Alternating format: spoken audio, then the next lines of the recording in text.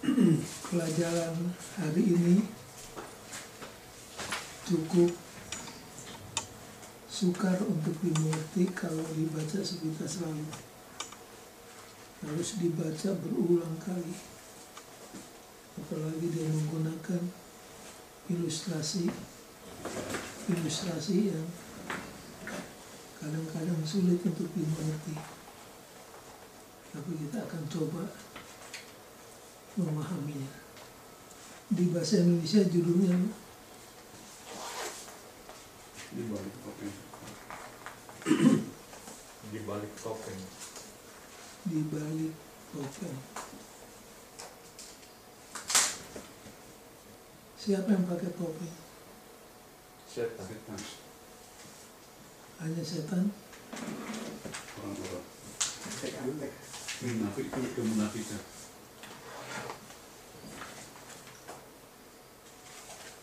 Jadi sahabat ini sekali lagi kita akan mempelajari tentang satu kata.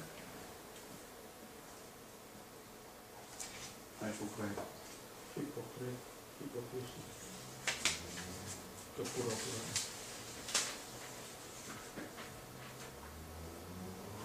Tentang kata atau bahasa.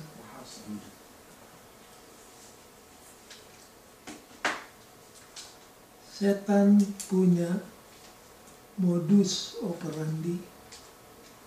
Apa itu modus operandi? Pola kerja, operasi. Cara beroperasi setan menggunakan paling sedikit dua hal. Satu, gloves. Setan kalau bekerja menggunakan gloves. Yang kedua, Topeng.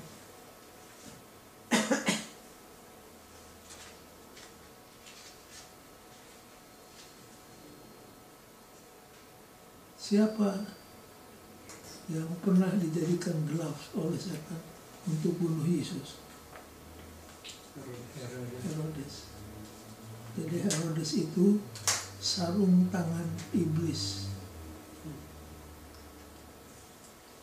Yang kedua, setan menggunakan Ular. topeng.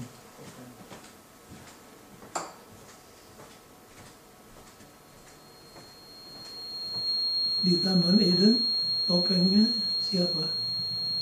Ular. Ular yang sangat dazzling, serpent. Dazzling itu menyilaukan. Ular yang kelihatan indah, tapi di belakangnya siapa? Setan. Di buku suratan Korintus, Paulus menyebutkan setan bisa mengubah dirinya jadi malaikat yang terang.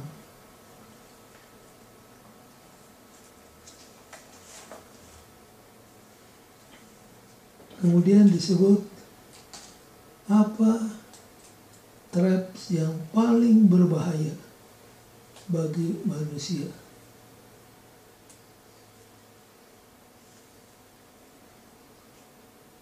Kalau bahasa Inggrisnya self-pretension. Apa itu self-pretension? Coba Hel baca paragraf pertama, introduction, please.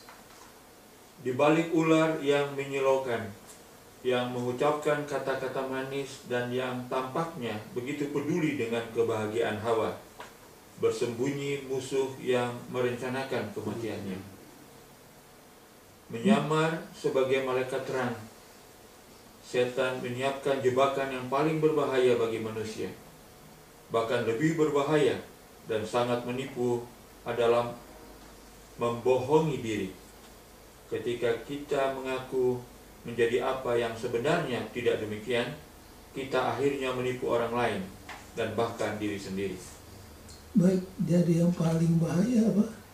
Membohongi diri. Self pretension. Self pretension. Di zaman Yesus ada orang-orang yang menjadi ilustrasi kepada self pretension. Siapa? Farisi. Siapa? Farisi. Ayatnya di mana? Matius.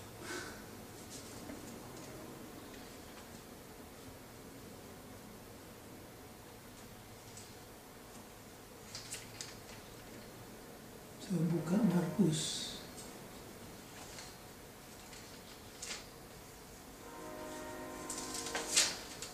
Markus 12.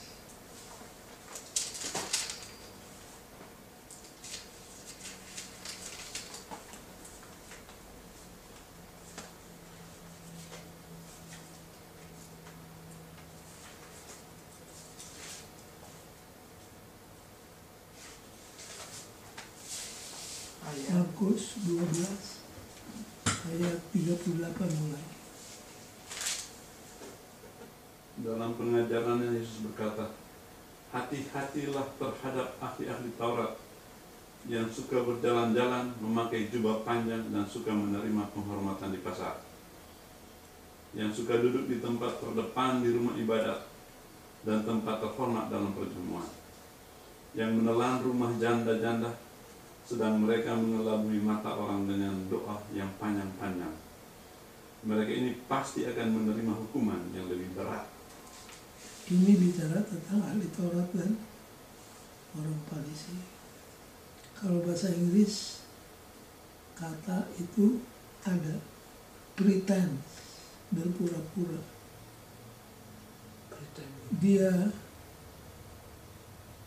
merebut, dibaur, melahap rumah-rumah janda. Dan untuk pretend, untuk menutupinya, Doa panjang-panjang. doanya diperpanjang. Inilah orang-orang yang memakai apa? Memakai topeng. Masih ingat menurut para ahli ilmu jiwa,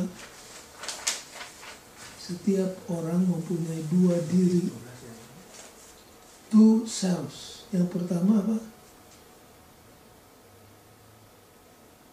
Tiap orang, termasuk saudara dan saya, punya dua diri, self.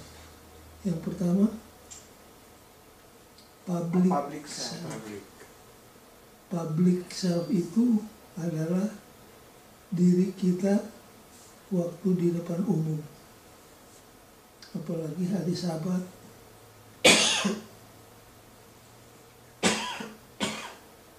kelihatannya orang itu santri, anggota choir, nyanyi, guru sekolah Sabat. Padahal dia punya real self lain lagi. Real self itu waktu kita sendirian, waktu tidak ada orang. Kalau Yesus, public self dengan real self sama, klop. Kalau kita gimana?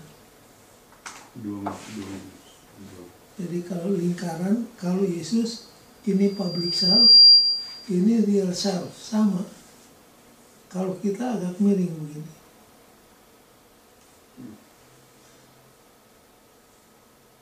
Public self, real self. Nah, kita dengan pertolongan Tuhan berusaha supaya public self dengan real self bagaimana? Sama. Sama ya.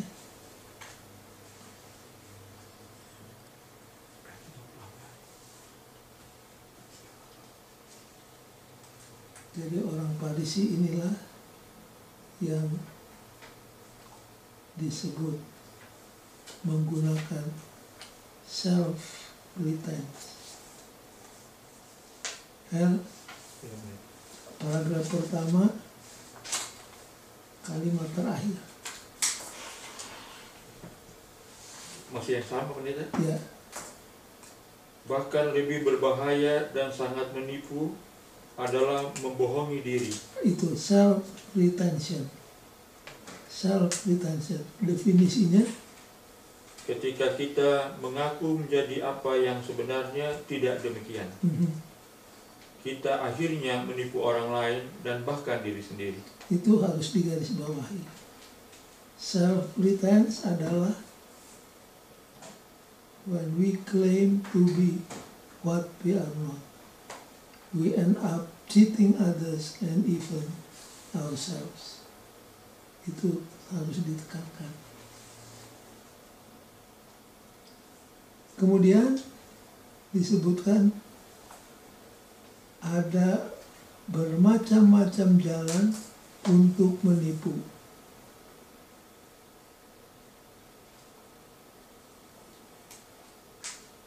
Biasanya pakai apa? Bahasa. Through language. Yang contohnya lying words. Ini apa lying? Dusta. Flattering words. Apa ini flattering? Flattering kalau seorang memuji orang lain dengan berlebihan.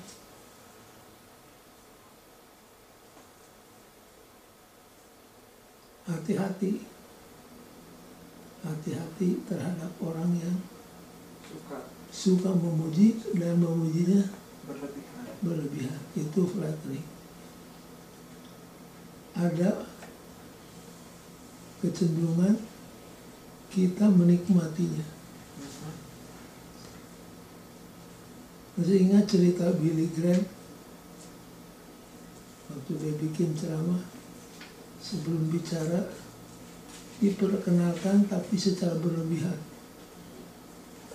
Begitu berdoa, Billy Graham katakan, Lord, please forgive my brother for exaggerating about me, and forgive me also for enjoying it.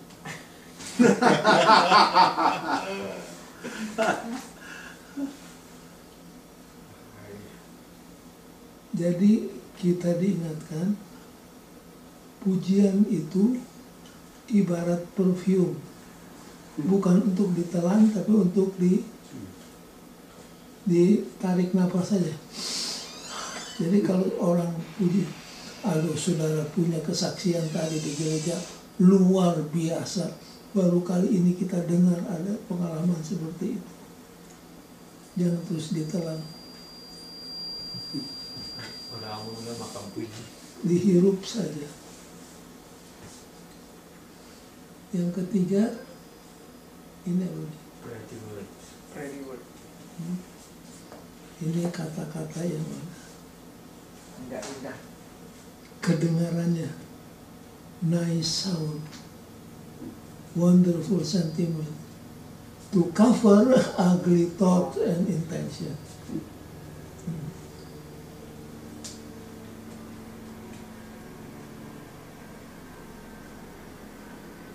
Bisa dibayangkan waktu ular membujuk, menipu Hawa, sampai akhirnya Hawa tergoda.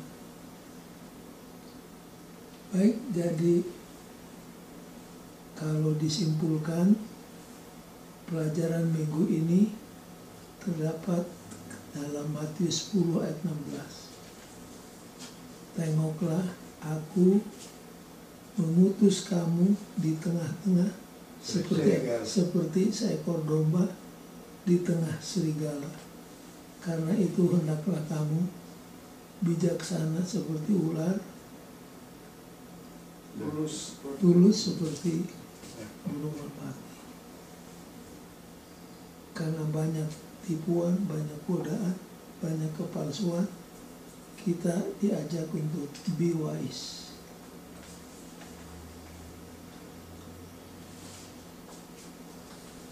Kita masuk di discussion. Itu tadi adalah introduction.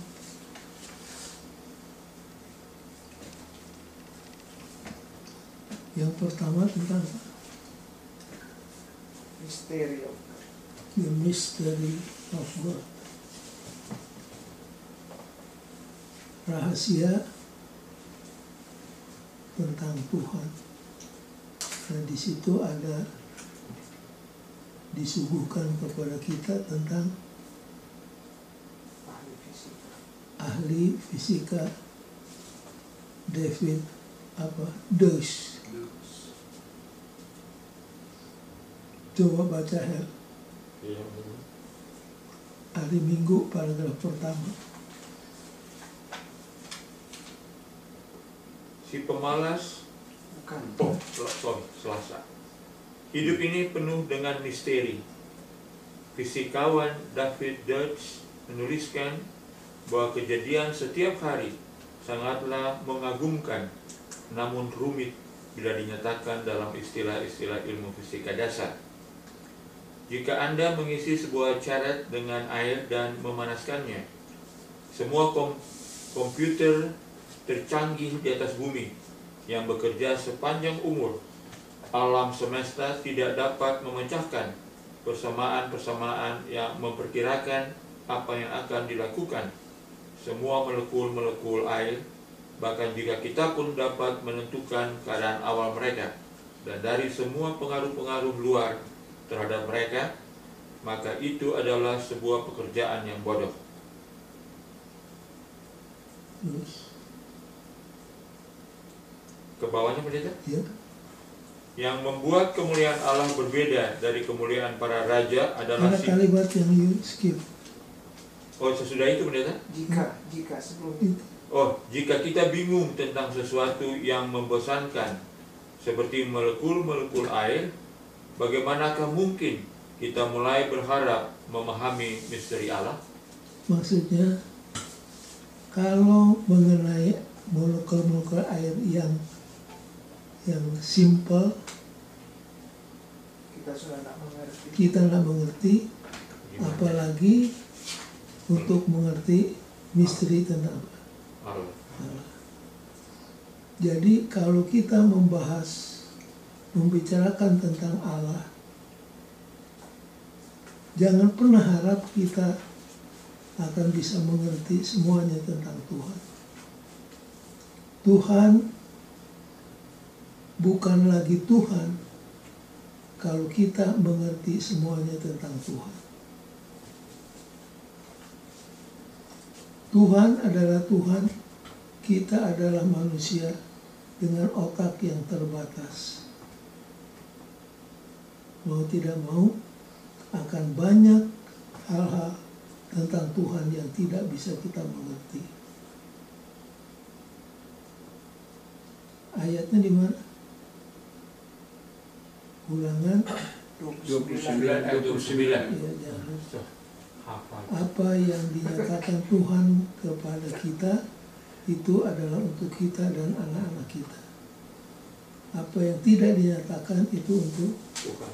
Tuhan.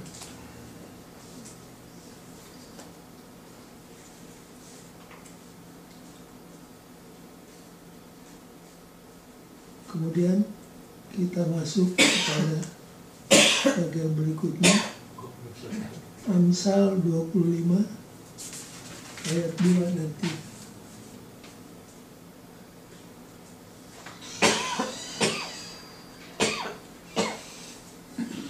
Siapa boleh baca Amsal 25? Kemuliaan Allah ialah merahasiakan sesuatu, tetapi kemuliaan raja-raja ialah menyelidiki sesuatu. Seperti tingginya langit dan dalamnya bumi, demikianlah hati raja-raja tidak terduga.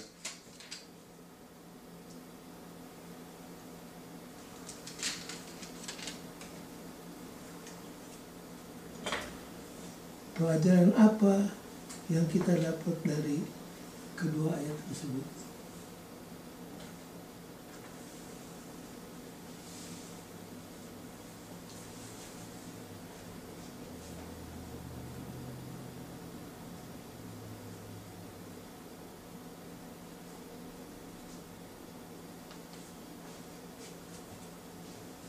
Kalau saudara baca pasal 25 ayat 2 dan 3, kata mana yang harus digarisbawahi?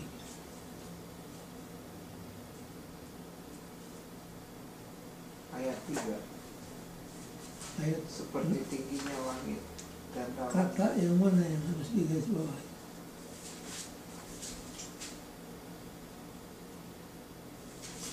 Kemuliaan Allah yang merahasiakan sesuatu.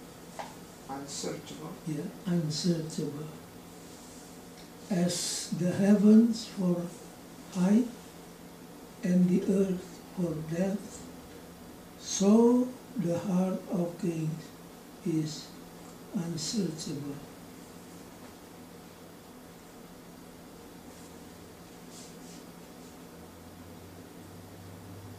Kemuliaan Tuhan tidak bisa diduga, diselidik dengan sepenuhnya. Jadi kita harus puas walaupun ada banyak tentang Tuhan yang tidak kita ketahui, dan sampai Yesus datang tidak pernah akan kita ketahui. Dan itulah yang akan kita pelajari bila mana kita masuk ke surga dan hidup selama-lamanya. Ya, baca paragraf sesudah Amsal 25 tadi. Yang membuat kemuliaan Allah berbeda dari kemuliaan para raja adalah sifat alaminya yang misterius, dan sudah tersimpul di dalamnya ketidakmampuan manusia untuk memahami Dia sepenuhnya. Akar kata Ibrani STR menutupi atau menyembunyikan, yang dirinya muncul kata misteri, sering digunakan dalam Alkitab Ibrani untuk menandai apa yang membuat Allah satu-satunya Allah yang benar. Ada hal-hal tentang Allah yang tidak bisa pahami. Contohnya apa? Di sisi lain, yang membuat kemuliaan para raja. Contohnya dulu. Iya. There are things about God that are simply, Cannot understand. that we simply cannot understand. Contohnya apa? Incarnation. Incarnation. Bagaimana Allah menjelma menjadi manusia, itu merupakan Misteri. misteri. Omnipresent. Tuhan hadir sekaligus di mana-mana. berbagai tempat. Di mana? Itu juga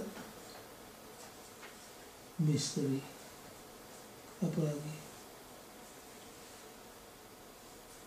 Trinitas, itu juga misteri.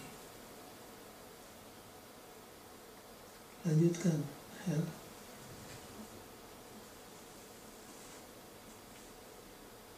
Ada hal-hal tentang Allah yang tidak kita bisa pahami. Di sisi lain, yang membuat kemuliaan para raja adalah kesediaan mereka untuk diselidiki. Keterbukaan dan bertanggung jawab harus menjadi kualitas utama dari kepemimpinan. Adalah tugas raja untuk menelusuri sebuah perkara, yakni memberikan sebuah penjelasan bagi kejadian-kejadian dan apa yang ia sedang lakukan. Jadi kalau disimpulkan, bunyinya bagaimana?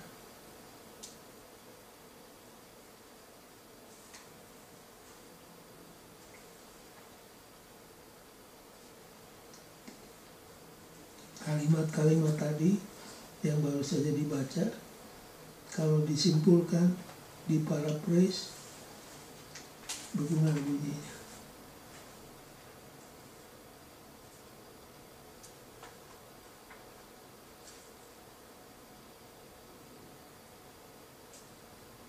Baca saja huruf tebal di bawah. Hidup penuh dengan pertanyaan-pertanyaan yang belum terjawab, bukan? Dalam sepersekian detik, tampaknya peristiwa-peristiwa yang acak dapat berarti perbedaan antara hidup dan mati. Beberapa orang melewati dari satu tragedi kepada tragedi yang lain, sementara yang lain baik-baik saja. Semuanya ini seharusnya menyatakan kepada kita bahwa kita perlu hidup oleh iman. Apakah hal-hal yang terjadi dalam hidup Anda saat ini yang Anda harus terima oleh iman? Percaya pada Allah? Apakah pilihan lain yang Anda miliki? Apa maksudnya?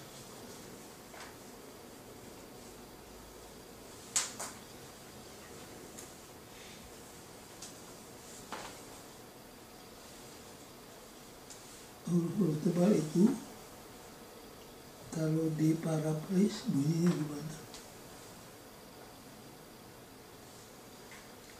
Hidup ini penuh dengan pertanyaan-pertanyaan yang tidak terjawab.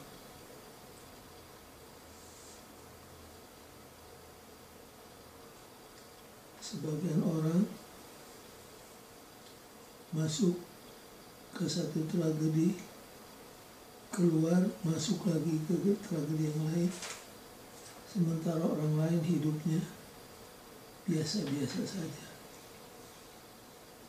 Kesemuanya ini mengajak kita untuk hidup oleh iman. Beriman. Itu yang paling perlu. Karena banyak rahasia-rahasia yang kita tidak mengerti yang terjadi dalam hidup kita, terjadi pada hidup orang lain. Satu-satunya jalan, we need to live by faith. Perkara-perkara yang terjadi sekarang dalam kehidupanmu bisa diterima oleh iman sambil bergantung kepada Tuhan. Jadi dari seluruh pelajaran hari Minggu, kalau mau dibikin summary-nya, bunyinya gimana?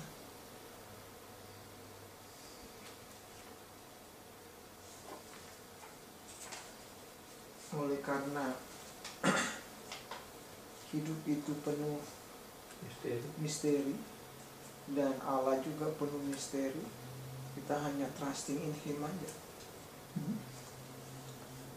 Baik, itu adalah inti daripada hari Minggu. Kita dikelilingi oleh misteri.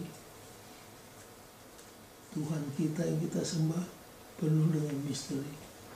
Kehidupan kita sendiri di dunia ini banyak yang kita tidak mengerti. Jadi kita diajak untuk we need to live by faith. Baik, sekarang kita masuk di hari Senin.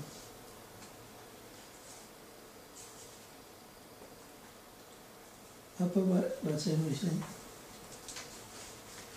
Orang bodoh seperti orang berhikmat.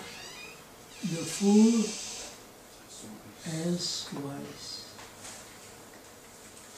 Ini bicara tentang apa?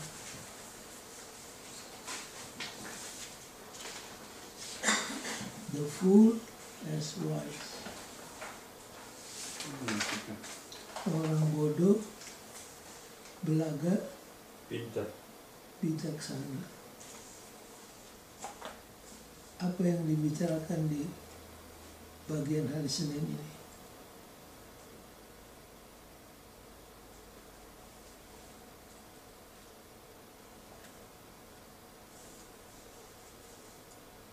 Sekarang ini ada kecenderungan orang-orang Barat yang modern yang mengatakan bahwa kebenaran itu tidak mutlak. Kebenaran itu apa? Ini. The relative nature of truth.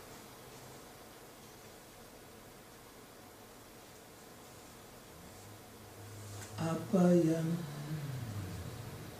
true, benar kepada seorang, kepada satu culture, bisa saja tidak benar kepada culture yang lain. Jadi kebenaran itu dipengaruhi oleh orang, bisa juga dipengaruhi oleh culture orang itu. Apakah kebenaran itu relatif atau mutlak? Mutlak. Ya. Pemikir-pemikir di barat kecenderungannya adalah Relatif. kebenaran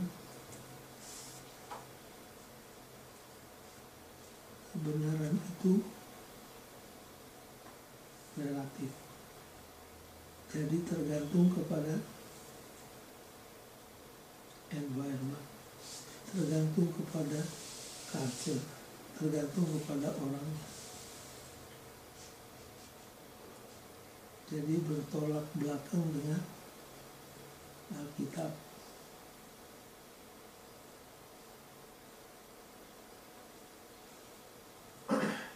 Kemudian kita diajak untuk hati-hati terhadap beberapa hal, seperti yang terdapat dalam ayat-ayat yang diberikan di sana. Mula-mula yang pertama ayat Amsal 26 ayat 11-12. Kalau bisa dibaca. Amsal 26 ayat 11-12. Seperti anjing kembali ke muntahnya, demikianlah orang yang bebal yang mengulangi kebodohannya. Jika engkau melihat orang yang menganggap dirinya bijak, harapan bagi orang bebal lebih banyak daripada bagi orang itu. Orang bebal itu apa? Kalau katakan orang bebal, itu orang yang gimana? Orang fasik, Keras kepala. bodoh. Kalau bahasa Inggrisnya apa di sana? Amsal 26 ayat 11-12. NIV apa? Pandir. As a dog returns to its vomit, so a fool repeat it fully. Do you see a man wise in his own eyes? There is more hope for a fool than for him. Fool di sini orang yang bodoh.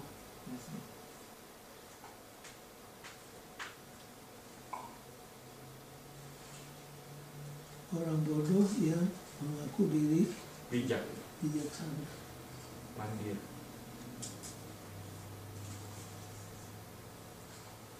Kemudian bandingkan dengan Hakim-Hakim 21 ayat 25.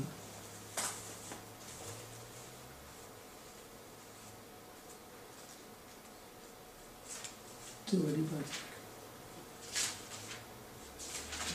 Pada zaman itu tidak ada raja di antara orang Israel. Setiap orang berbuat apa yang benar menurut pandangannya sendiri. Kalau tidak ada raja, orang akan berbuat sekehendak hati. Itu namanya apa? Kalau orang berbuat sekehendak hatinya, namanya apa? Kalau diperintah raja, monarki.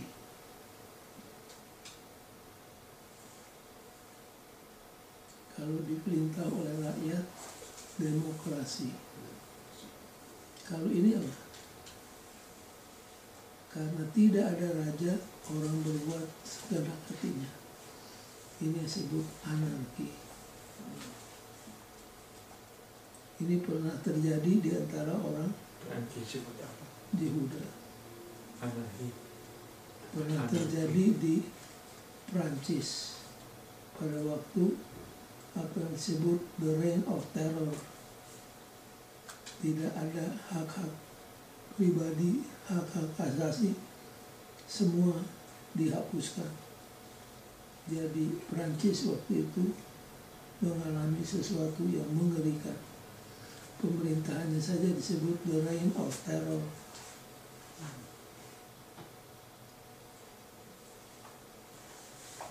Karena apa?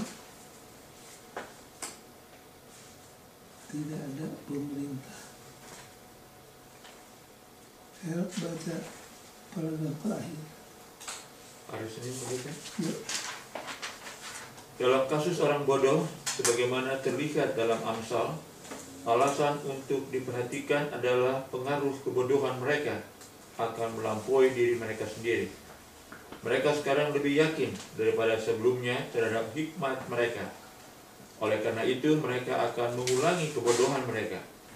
Mereka bahkan begitu yakin bahwa orang lain akan berpikir bahwa mereka orang berhikmat, akan menghormati mereka dan meminta nasihat mereka yang dapat menuntun kepada masalah besar. Kebodohan akan menyebar, tetapi diberi label hikmat, itu dapat menjadi lebih merusak. Selanjutnya, orang-orang bodoh begitu bodoh hingga mereka tidak menyadari kebodohan mereka. Orang bodoh akan menjadi begitu bodoh sampai-sampai tidak menyadari kebodohan mereka. Kalau disimpulkan, bagaimana kesimpulan dari hari Senin?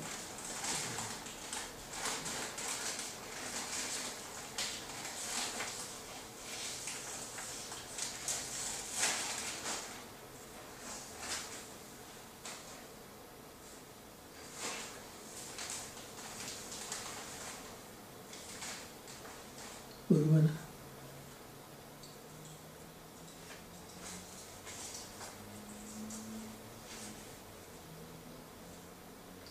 Amsal 26 ayat 8.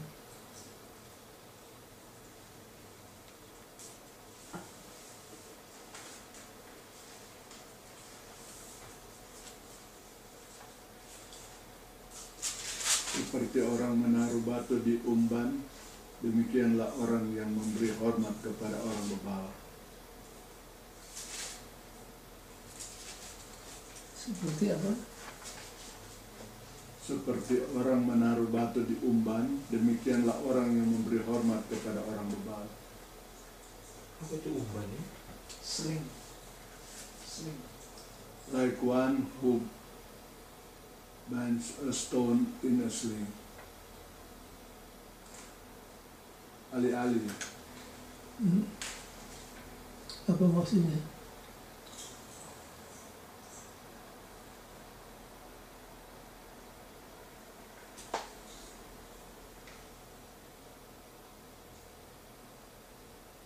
Alih-alih itu kalau dilepas out of control tuh begitu. Sling. Sling. Alih-alih kan? Kalau dia lepas kan enggak, gimana bisa kontrol dia? Kalau dia udah lepas coba. Di situ. Tapi tergantung, Hel. Iya. Di zaman dulu, contohnya saja Daud, hanya dengan satu batu, Juliet mati. itu batu masuk di otaknya. Iya.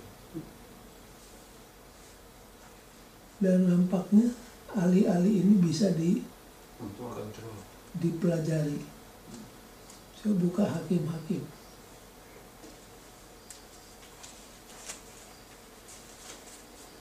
Saya nggak tahu saudara-saudara pernah perhatikan ini. Saya tahu saudara-saudara baca buku Hakim-Hakim, tapi seringkali tidak perhatikan.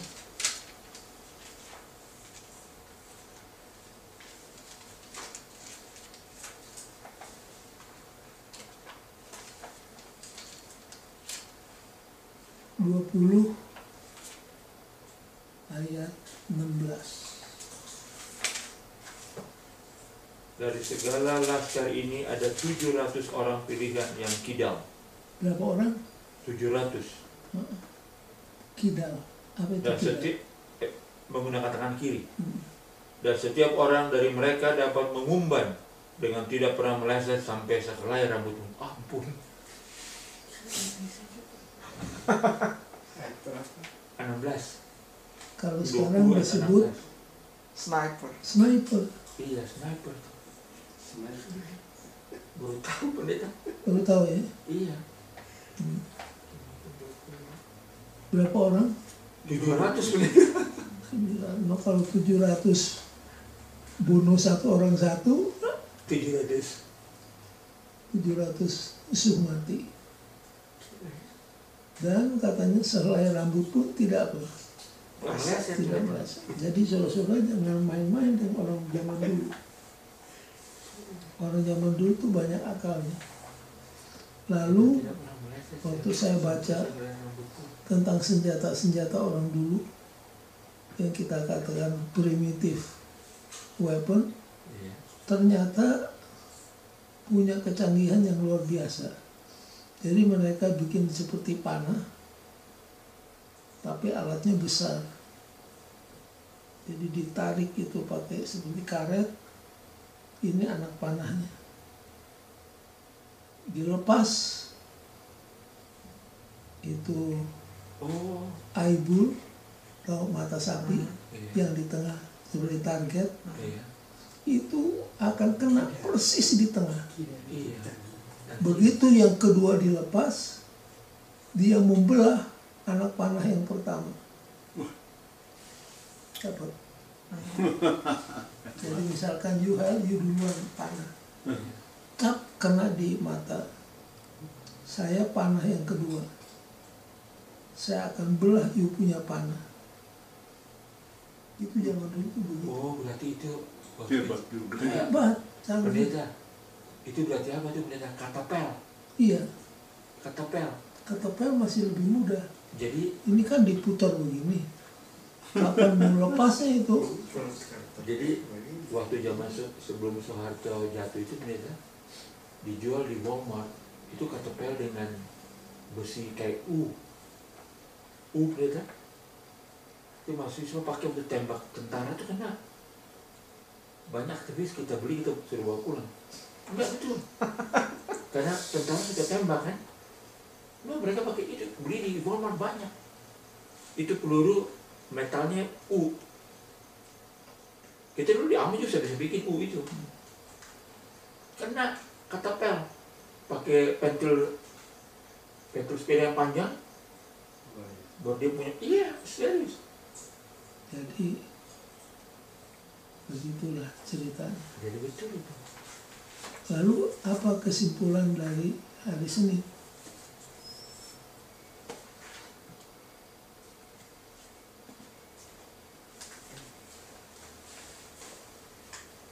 Kalau kita baca Alkitab, kebenaran itu sifatnya bukan relatif tapi apa? Absolut. Absolut. Artinya kalau bagi seorang atau bagi satu culture itu adalah kebenaran, itu harus merupakan kebenaran juga bagi culture Yang lain. yang lain. Waktu contoh Yahudi sama orang Mesir itu pendeta ya.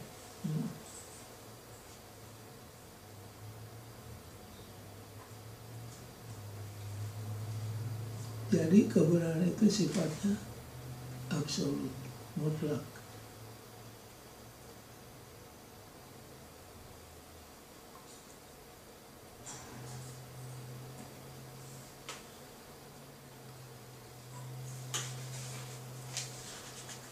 Baik, hari Selasa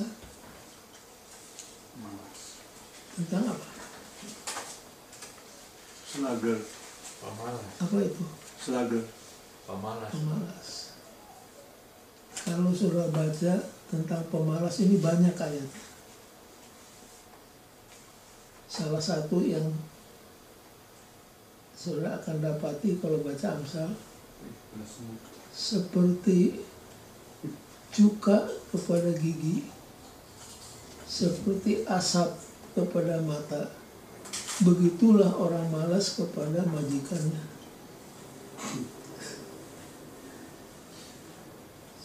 Kalau sudah taruh cuka di gigi, bagaimana? ngilu.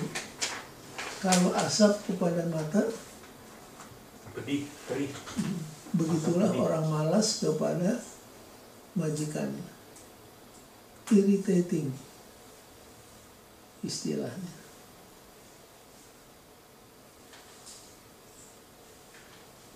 Dan orang malas ini disuruh belajar kepada semut yang mengumpul pada musim panas, persiapan untuk musim dingin.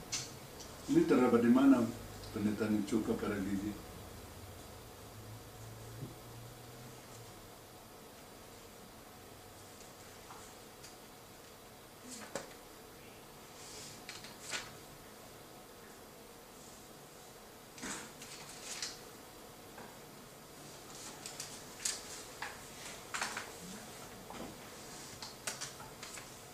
Kalau di sini seperti apa orang pemalas? Di dalam pelajaran sekarang pemalas diumpamakan seperti apa?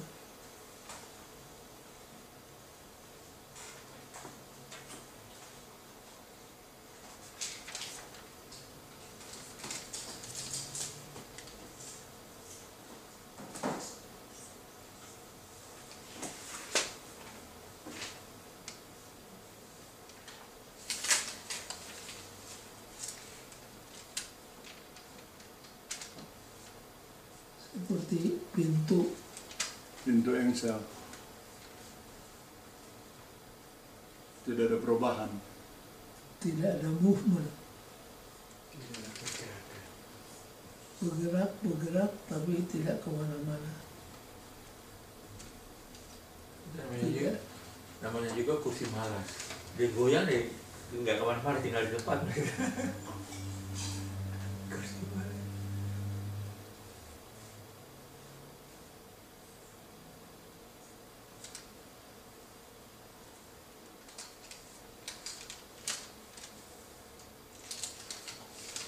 Lalu apalagi tentang pemalas?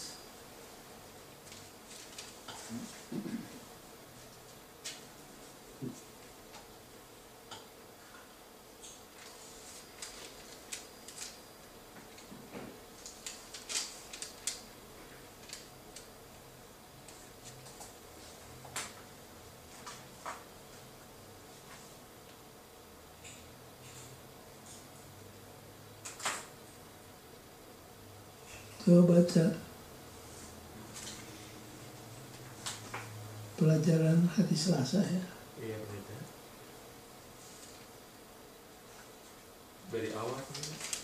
Yang awal paragraf pertama dulu. Si pemalas mencelupkan tangannya ke dalam pinggan, tapi ia terlalu letih, terlalu lelah untuk mengembalikannya ke mulutnya. Apa maksudnya?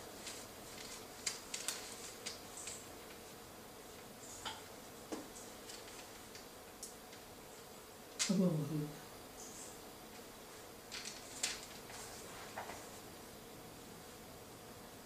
Diambil tuh nggak mau makan, masukin ke mulut.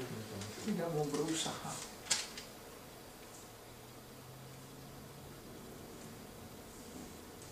Karena apa? Malas. Karena malasnya. Makanan sudah ada. Dimasukin ke mulut aja nggak mau. Untuk ngangkat makanan ke mulutnya aja bukan. Itu orangnya semua soalnya sih.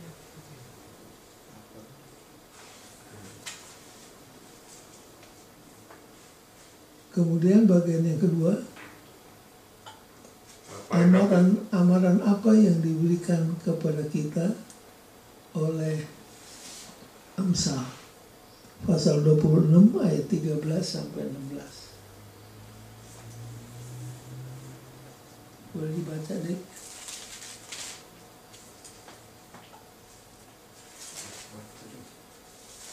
Dek, Bapak. Amsal 6:13.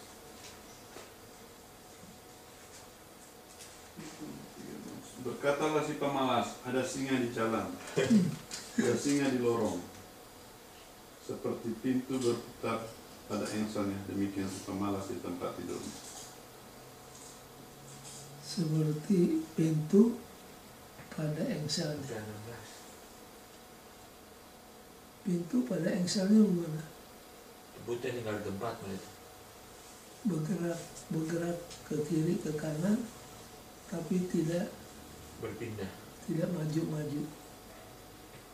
Itulah gambaran salah satunya tentang si pemalas.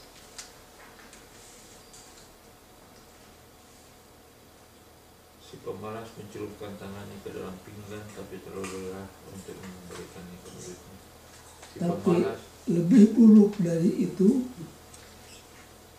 adalah apa? Dianggap dia bijak. Paragraf terakhir hari Selasa. Tetapi lebih buruk lagi adalah kemalasan intelektual mereka. Wah, itu dia. Pikiran mereka yang tertutup dan keyakinan posisi mereka sendiri. Oleh karena itu, mereka akan merasa terlalu benar, lebih berhikmat dari 7 orang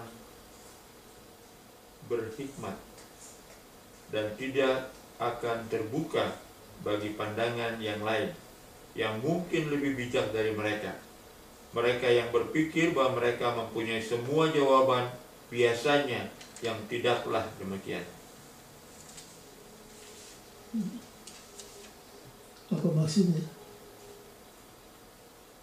Mereka nggak mendengar orang lain.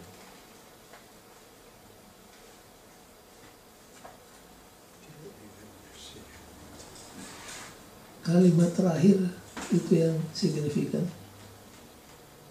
Baca kalimat Mereka yang berpikir bahwa mereka mempunyai semua jawaban, biasanya yang tidaklah demikian.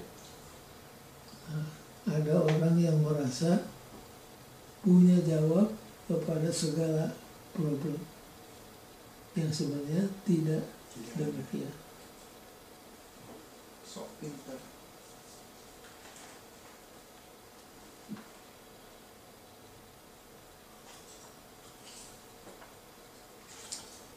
Nanti saya cari itu apa seperti asap kan suka.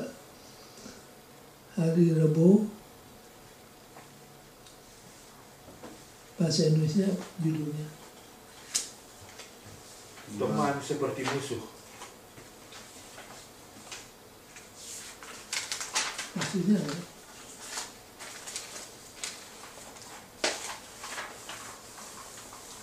The friend as enemy.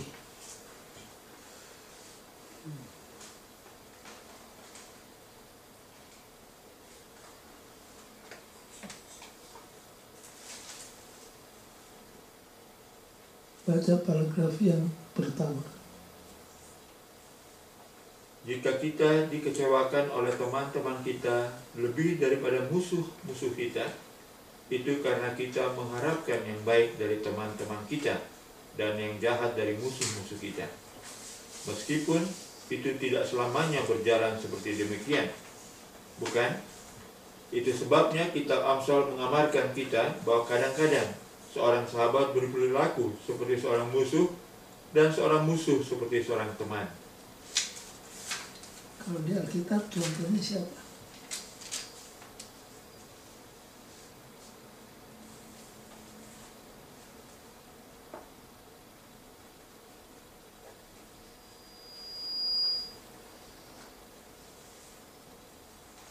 Friend as enemy.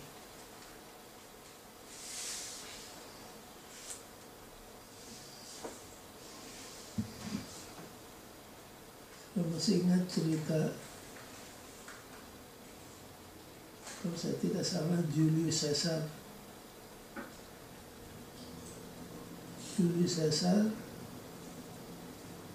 sedang berada di kamarnya.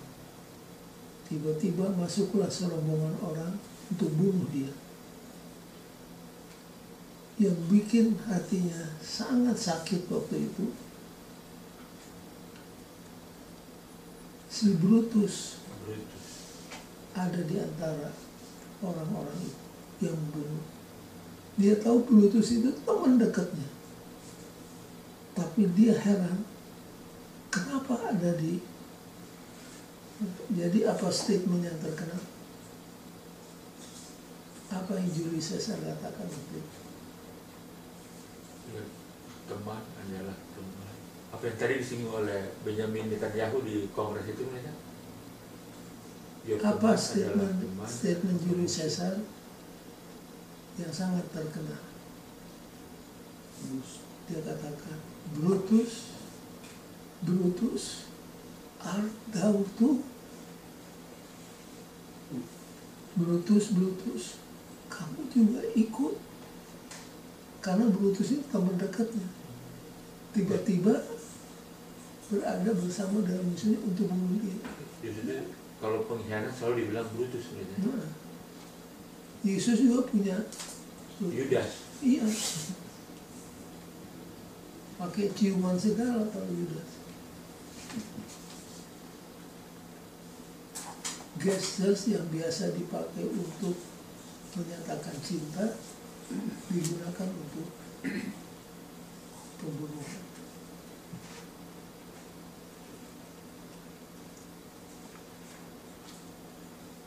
Jadi ada teman yang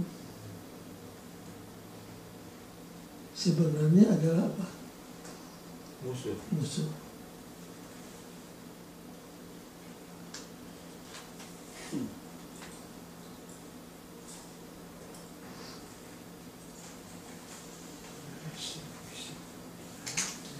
Nah, kemudian ayat yang menarik pasal 27 ayat 17.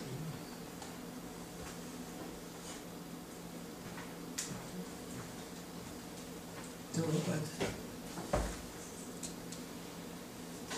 Pasal 27 ayat 17. Ya. Besi menajamkan besi, orang menajamkan sesamanya. Apa maksudnya? Jadi kalau kita bikin tajam pisau kan pakai logam juga pendeta. Biasanya Tapi siapa? orang yang cerdas mencerdaskan orang.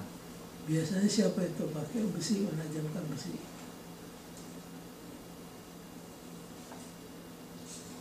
Kalau sudah pergi ke pasar daging, Iya,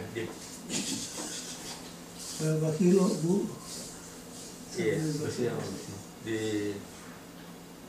pasar Ahmad Yani itu namanya. Kosambi. Apa pelajarannya di sini? Influence. Iya betul. Bahwa kita punya hidup akan Mempengaruhi kehidupan orang mempengaruhi lain. orang lain for good or For bad. for evil.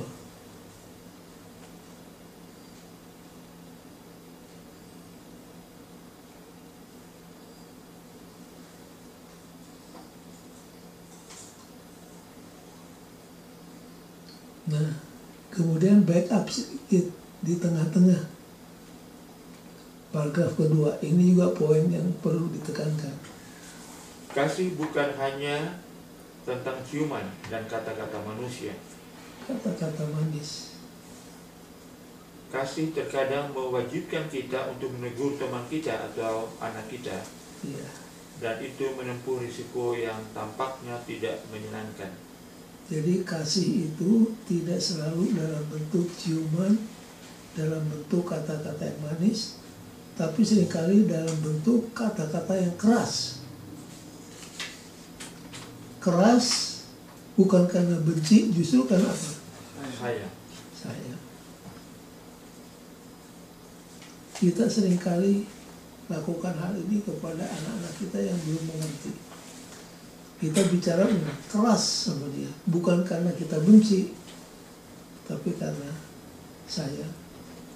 Jadi kalau ada orang yang bicara keras kepada kita, kita jangan cap dia sebagai musuh kita, karena seringkali kalau musuh kita dibiarkan, tapi kalau orang yang mengasihi kita karena kasihnya, kita berada dalam jalan yang keliru, dia akan berikan apa? Teguran atau amaran.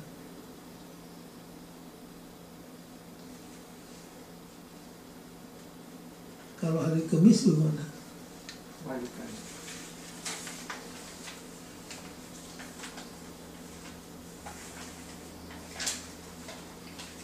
The enemy as friend. Siapa contohnya?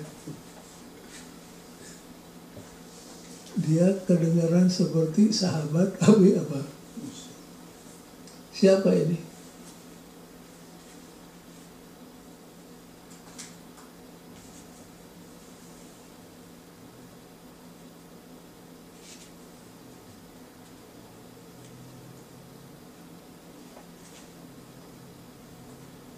Siapa contoh yang sangat menyolok?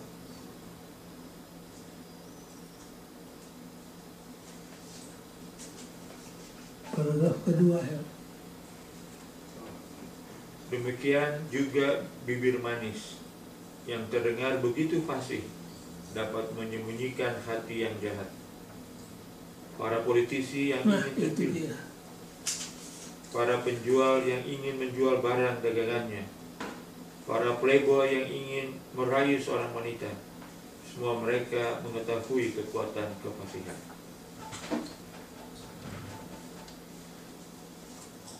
Kedengarannya seperti sahabat, padahal dia adalah musuh.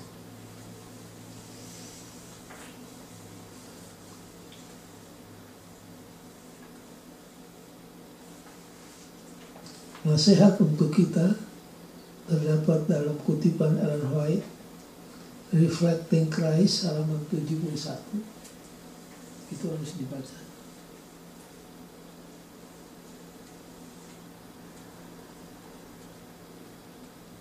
Ya. Segala sesuatu yang orang-orang Kristen lakukan harus sejelas sinar matahari. Kebenaran adalah dari Allah, penipuan dalam diri setiap orang dengan bentuknya yang beragam adalah dari setan. Bukanlah sesuatu yang ringan atau sebuah hal yang mudah untuk menyampaikan kebenaran yang sesungguhnya. Kita tidak dapat menyatakan kebenaran kecuali kita mengetahui kebenaran. Dan berapa sering opini yang terbentuk sebelumnya, prasangka, mental, pengetahuan yang tidak sempurna, kesalahan, penilaian, mencegah sebuah pemahaman yang benar akan hal-hal yang harus kita lakukan.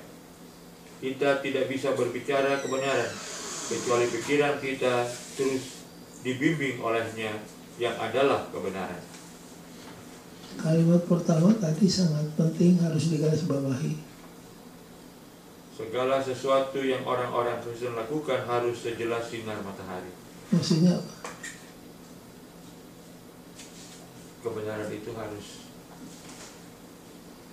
Hidup kita harus transparan. transparan. As the sunlight. Truth is of God. Deception in every one of its medial form is of Satan.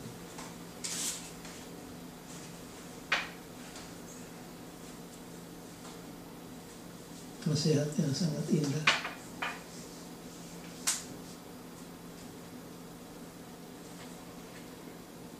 In closing,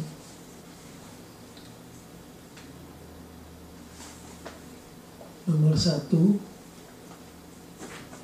kita ambil dari summary. Coba baca summary-nya. Pendahuluan pendeta Di hari Jumat. Oh, guru sorry. yang sama.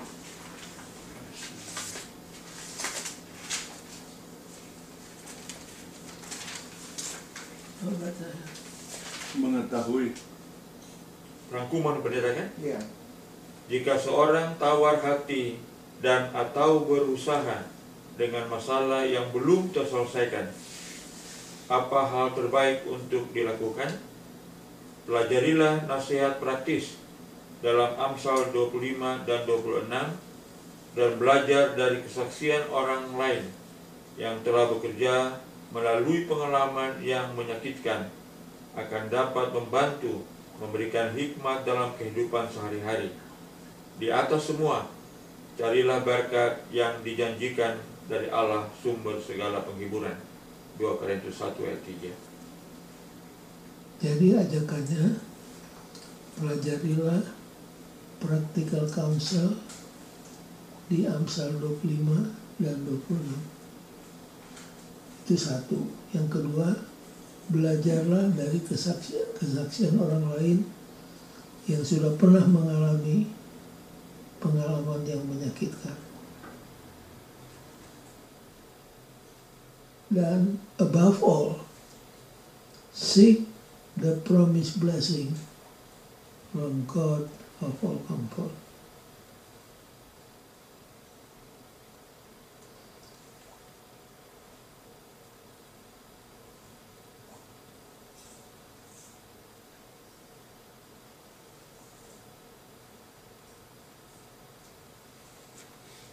Yang kedua,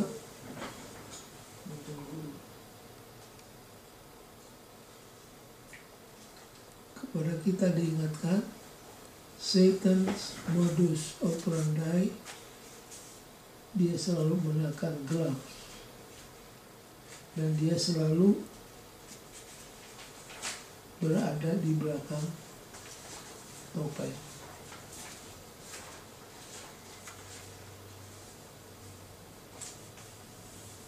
Masih ingat the praying mantis? The praying mantis, belalang yang berdoa. Kalau dilihat dari luar dia sedang apa? Berdoa. Berdoa. Tapi menurut para ahli serangga, praying mantis termasuk yang paling kanibalistik dari antara semua serangga. Dia siap untuk apa? Menerkam. Siapa itu di zaman Yesus yang merupakan praying mantis? Orang Farisi. Orang Farisi melihat murid-murid memetik gandum, langsung diapain? Ditegur. Seolah-olah dialah the defender of the truth. Tapi di saat yang sama mereka sedang plot untuk apa? Bunuh Yesus. Untuk bunuh Yesus. Dari luar kedengarannya sabat, sabat, sabat. Padahal dalam hatinya sedang plot untuk bunuh Yesus. Praying mantis. Yang ketiga dan terakhir, let us heed the word of caution as found in Proverbs. Marilah kita perhatikan kata-kata nasihat yang terdapat dalam Proverbs.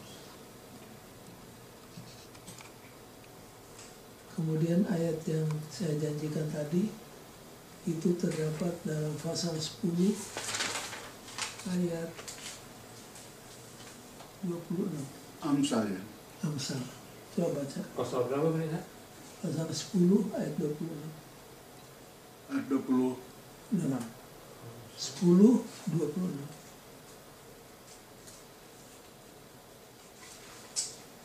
Bisa kembalikan yang pertama, kita mau foto aja. Yang mana? Oh, iya. Seperti cuka bagi gigi dan asap bagi mata, demikian si pemalas bagi orang yang menyuruhnya. 10 ayat 26. 10 ayat 26. Seperti cuka Seperti cuka bagi gigi dan asap bagi mata, demikian pemalas bagi orang yang menyuruhnya. Saudara pernah kena asap tuh, Ya. maka kita terus apa? Pedis, Apa? cuka kepada gigi. Itu gigi jadi apa? Ngilu. Gigi merupakan.